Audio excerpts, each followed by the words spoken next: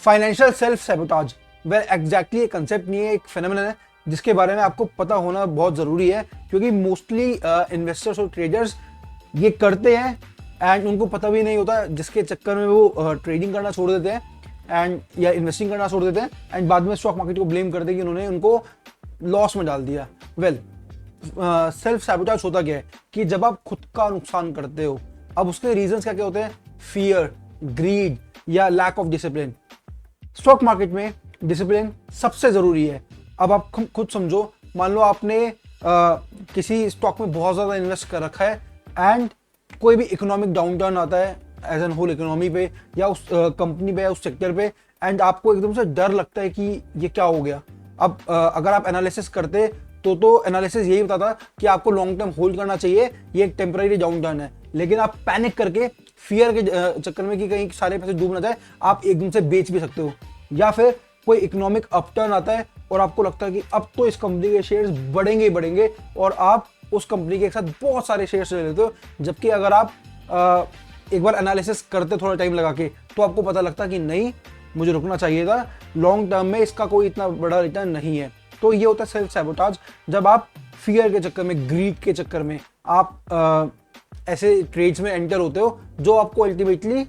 बहुत ज़्यादा नुकसान दे देते हैं। एंड मैं अगर बात करूं, स्टॉक मार्केट में 90% लोगों का यही सीन है, वो बस out of fear, out of greed, they just want to get in that trade कि भाई फटाफट से फटाफट कहीं नुकसान ना हो जाए। ये जो फोमो होता है ना, फियर ऑफ मिसिंग आउट, ये सबसे बड़ा रीजन है जिसने मोस्टली ट्रेडर्स को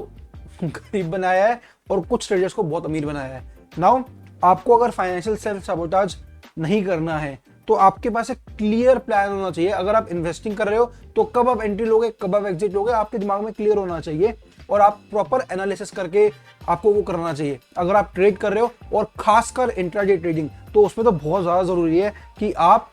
बिल्कुल अपना स्टॉप लॉस, अपना टारगेट बिल्कुल पहले प्लान करके रहो और उस पर स्टिक रहो, क्योंकि अगर आप उस पर स्टिक नहीं रहोगे, क्या पता आप आज प्रॉफिट कर लो लेकिन लॉन्ग टर्म में लॉस ही करोगे। इसलिए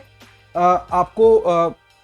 ये सारी क्लैरिटी तो होना बहुत ज़रूरी है। उसके साथ साथ आपके जो गोल्स हैं, जो भी जिस भी रीजन से आप इन्वेस्ट कर रहे हो, जिस भी रीजन से आप ट्रेड कर रहे हो, गोल्स बड़े रियलिस्टिक होने चाहिए। ये नहीं होने चाहिए कि यार ये स्टॉक लग रहा है कि ये 5% बढ़ सकता है, आप सोच रहे हो कि क्या पता 50% बढ़ जाए, मतलब वो पॉसिबल ही नहीं है। आप पैटर्न्स देखो, तभी एनालिसिस करते हैं, तभी फंडामेंटल एनालिसिस करते हैं, तभी टेक्निकल एनालिसिस करते हैं। तो इसीलिए रियलिस्टिक गोल्स होने बहुत जरूरी है। अपने पोर्टफोलियो को हमेशा डाइवर्सिफाई करके चलो, क्योंकि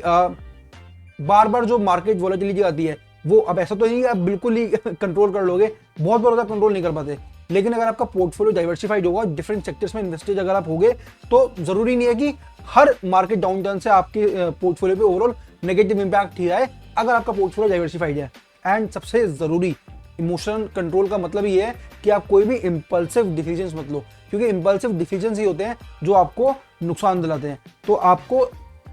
एज एन इन्वेस्टर सबसे ज्यादा जरूरी है, मतलब आप जितनी मर्जी नॉलेज ले लो, लेकिन अगर आप इन चीजों पे फोकस नहीं करोगे ना, सारी नॉलेज बेकार है। तो एज एन इन्वेस्टर आपको एक रैशनल और डिसिप्लिन्ड अप्रोच लेनी बहुत जरूरी है जब आप इन्वेस्टिंग कर रहे हो, ट्रेडिंग कर रहे हो, and that only will make you successful.